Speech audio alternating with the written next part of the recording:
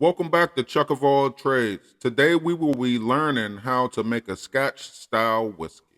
The grain that we're going to be using is barley, and to do so we're going to also do a little bit of a change in the process, where instead of using an artificial enzyme to convert the starch of the banana into sugar that the yeast can grow on, we're going to use the natural enzymes that are produced by the barley in order to break down the starch in the barley and convert it into sugar, which will eventually be then converted into alcohol. Now, in order to use barley to produce the enzymes, what we're going to have to do is a process called malting. And effectively what that does is when the barley is grown, it contains primarily starch and it's in a dormant state. But when you warm it and moisturize the barley grains for a couple of days, what will happen is you will trigger the generation of an amylase enzyme within the seedling. And after about 3 or 4 days, that enzyme is produced in enough quantity that you then halt the process by heating the grain up to about 45 or 50 degrees centigrade. You'll essentially kill off the seedling or stop the germination process, but you won't have heated it so high that you destroy or denature the protein or the enzyme. And at that point, we can then use the barley to convert the starch into the sugar. There is a factor, a number that they use called diastatic power, and in the distilling industry it means how much enzyme is generated by the malting process. If you have a diastatic power over about 30, there's enough enzyme to convert all the starch in the existing barley, convert itself into sugar. Above that, you can then convert passive grains that have not been malted and are in a starch form. And so you can mix in malted barley in a ratio with passive or unmalted barleys, corns, wheats, other grains. And these diastatic powers can go up to a level of as high as 180. So just a couple of kilograms can sometimes do 5 or 6 times the quantity of a non-malted barley. In this case, though, we're just going to use malted barley.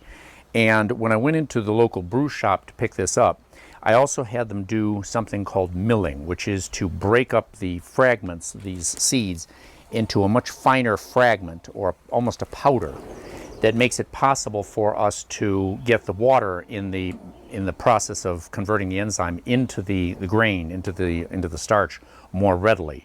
You can do this in a blender, but I wouldn't advise it because it produces like a floury dust that becomes very difficult to filter out in later stages in the process. One last thing about the barleys is they're grown all over the world, and there are all different styles. And this is an American, this is an English, and this is a German barley. And if you put your head in the vat where the supply comes from, you can smell the differences. They all smell a little bit like a breakfast cereal, but there's subtle differences between them. The American tends to be a little sweeter, the English a little bit richer, a little bit more like oatmeal, and the German a little tangier, a little spicier, but it's subtle. Nevertheless, that will come through in the process of producing the whiskey. The drying process also, when you halt the germination, can be done in an electric oven or a stove, but it can also be done, as they do in Scotland, by burning wood or peat, and that smoke will then be imparted into the grains, so that therefore also will transmit through the final process and change the character of the whiskey. So there's a lot of control that you have and a lot that you can do to alter the final flavor. Now, in preparing this, the ratio that I use of barley to water is approximately 1 pound of barley for every half gallon of water, or 2 pounds of barley per gallon of water, or half a kilogram per liter of water. And so with this 8 pounds or 4 kilograms of barley, I've got effectively 4 gallons of water or 15 liters of water in the pot. And we're going to be heating the pot up to boiling, and then we're going to let it passively cool down to the optimal temperature for doing the mash. So I'm going to get the heating going right now, and then I'm going to tell you a few more things.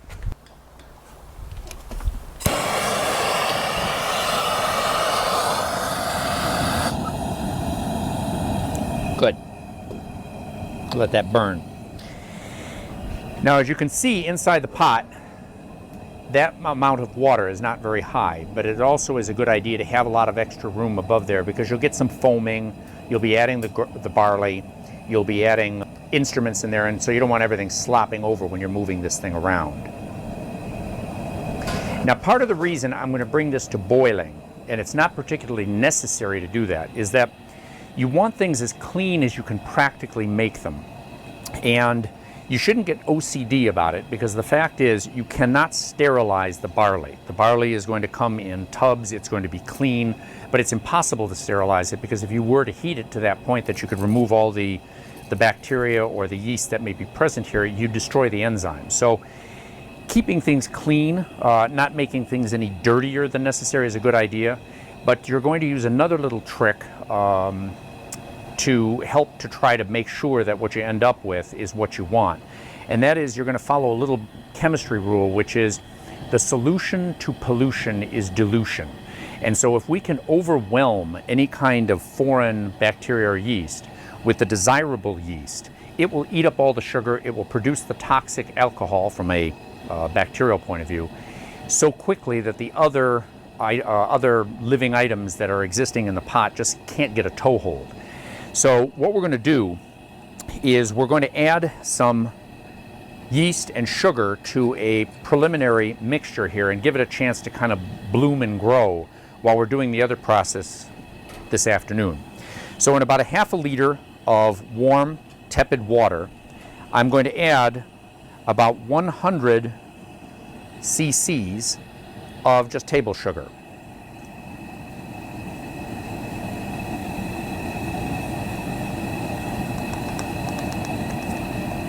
It's a little humid here, so some of this gathers up, but we'll get it through.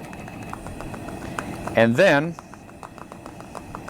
we're going to add to this 10 cc's or 2 teaspoons of a champagne-style yeast. This is a higher alcohol-tolerating yeast than a typical bread yeast, although you can use, say, a 3-star yeast or Fleischmann's yeast. It doesn't matter that much, but the aficionados of distillation and fermentation will all have their favorite yeasts, because the yeast itself adds another control over the flavor. Now, initially the yeast, to begin reproducing, actually needs oxygen. Later on, to produce the alcohol, we'll want to deprive it of oxygen in the batch. But what we're going to do is we're going to blend this up and mix it up, make foam, kind of a slurry in here. Make sure the yeast and the sugar are all blended in. And then we're just going to leave this with a loose cap so we don't turn the stopper into a rocket ship. And then while this is heating up, this is going to go for a couple of hours, and we'll begin to see some foam and some growth, and that's what's going to help to supercharge the project. So when we get this up to about 160 degrees, I'll go through with you the next stages. All right, so I think it's going pretty vigorously in here if you look. And what we're going to do is let this go for about 20 minutes or so. That'll make sure that the water is very, very clean, so is the inside of the pot. And then I'm going to turn off the heat, and we're going to let this naturally cool down to about 160 degrees. By elevating the temperature of the enzyme above room temperature, we're going to increase the reaction rate, about doubling for every 10 degrees. But we can only go to about 160 before we destroy the enzyme. So that's why we're going to let this cool down to a temperature that the enzyme will tolerate before we add the grain. Okay, it's been about 1 hour, and the temperature has passively drifted down to about 160, 159 degrees Fahrenheit, about 60 degrees centigrade. So now what we're going to do is we're going to add the barley. Now, a little trick here to save time and money and expense in additional equipment is to use a technique called brew in a bag. You can obtain these from a company called Brew in a Bag. And what they are is nylon mesh bags that have little straps, little handles and straps, that allow you to place them in a variety of different sized kettles. And by placing them in the kettle, you can then put the malted barley inside of a bag that will allow you to draw or withdraw the debris after we're done soaking it. And that way we don't have to use some sort of a transfer method into another vessel, which adds expense and also adds, something you have to store and a potential for contamination. So what we're going to do is I'm going to take the 4 kilograms of barley. I'm going to slowly add this into the pot, and that will bring the temperature down about 5-8 degrees Fahrenheit, about 3 or 4 degrees centigrade, just because of its relatively low thermal inertia. And we're going to stir it as we go so that we can end up eliminating a lot of balls of cereal that would tend to form if we put it into one big clump. Now you don't want to boil the bag inside of the container when you're doing your initial cleaning and initial heating, because the nylon can melt and you can damage it. So it's best to put it in after the fact. Another thing too is that the still that we're going to be using has a capacity of about 15 liters, and by the time we're done here, we're going to have added a total of about 20 liters of liquid.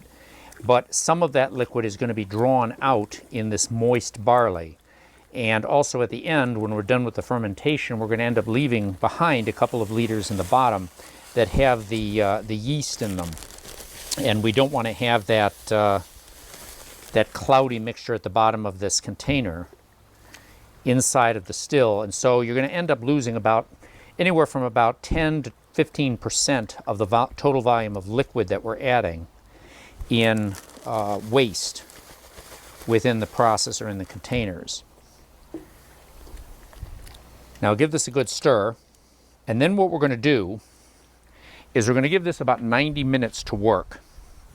And the residual heat within the container is going to be enough for the 90 minutes for the enzyme to work, but we're going to encourage that heat to stay in there because this is about the optimal temperature. So a couple of towels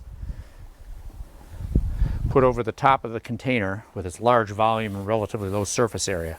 And even though it's pretty cool out here today, this will stay within about 5-6 degrees centigrade, about 10 degrees Fahrenheit during the process. And then after 90 minutes, we're going to draw the bag out, we're going to lift it out, and we're going to do a process called sparging, and I'll get to that when this is ready. See you in a bit. Okay, it's been about 90 minutes, and that should be enough time for this barley to have been extracted of its sugar. So we're going to take off the covers. It's nice and warm in here. And let's take a look and see what's been going on in there. That's rich. So now what we're going to do is we're going to move the entire pot over to my handy dandy block and tackle. And then, using these convenient little loops, we're going to gather them up and we're going to draw the whole bag out of the wash. Now there's a process called sparging, which is where you would rinse some of the residual sugars that would be present within the liquid in the barley. And it would require a separate container.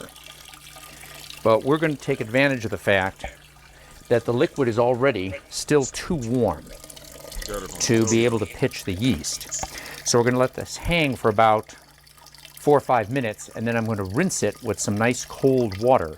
That'll bring the temperature down and also rinse the residual sugars out of here. So let's give this about 4 or 5 minutes to drain on its own, and then I'm going to help it along.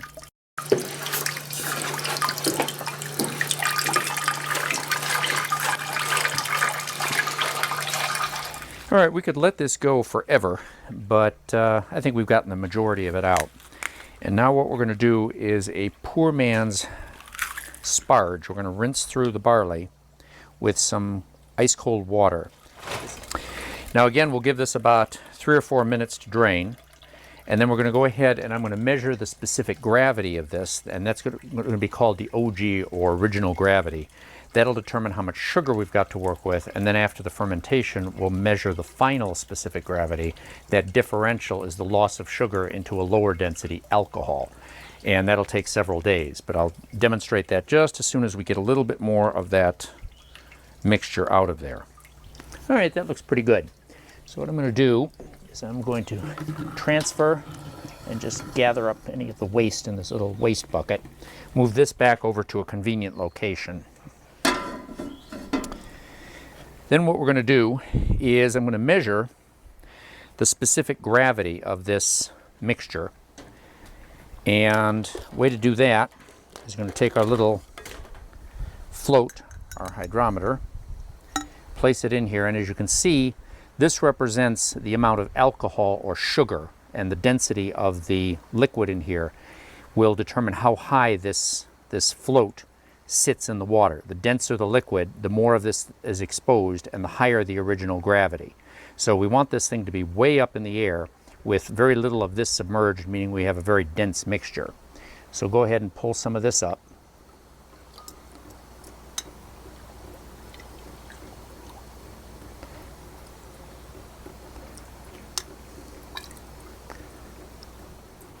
Okay, we'll take a look at what we've got to start with. So we have a specific gravity that runs right around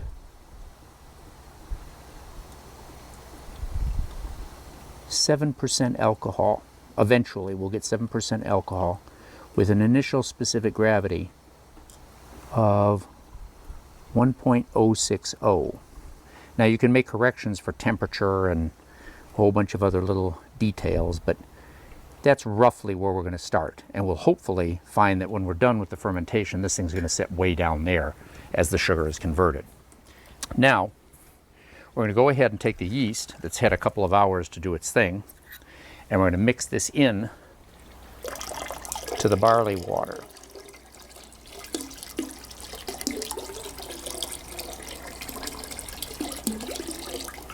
That's good stuff. Let's give it a little stir. Yes. All right. And now we're going to take a dedicated aquarium thermometer that's been set to about 75 degrees, and we're going to set this inside of here. And then what we're going to do is we're going to put this lid on. I'll get this thing completely submerged. And then feed this out, this little gap that I formed inside of the lid. And then with a little rubber gasket, we're going to seal this up. Now the reason I don't use the air lock or the bubble lock is because, frankly, I don't think it's necessary. We've got about 15 centimeters of airspace above this mixture that's going to be soon filled with a lot of carbon dioxide, and constantly there's going to be a little gas flowing out of here. So the chance of getting some wild yeast or something going retrograde upstream when the whole rest of this is sealed up is very low, and it's just a little easier to do the fermentation in the same boiling bin, because it also means that we don't have to clean and worry about contamination in another vessel. It's like the boiling bag, or like the brew in a bag. Things that are easier sometimes go a little bit better, and there's less chance to screw things up. Wrap that all the way around there. And then just to keep those things from popping off behind my cameraman, I'm going to go grab my, oh, never mind. I was wrong.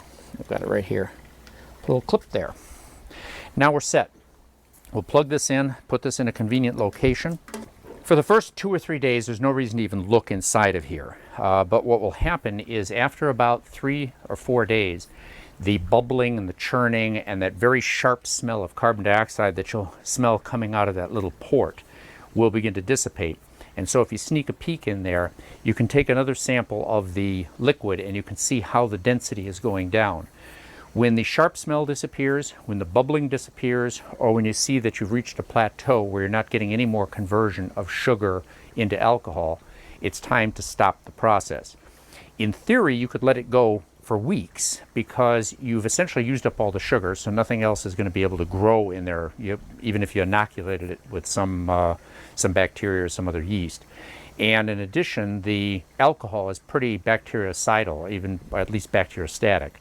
And so there wouldn't be a problem in terms of an infection, but because of the fact that you have deprived the yeast of any nutrition, it will die. And when the yeast dies, it can impart off flavors to the mixture.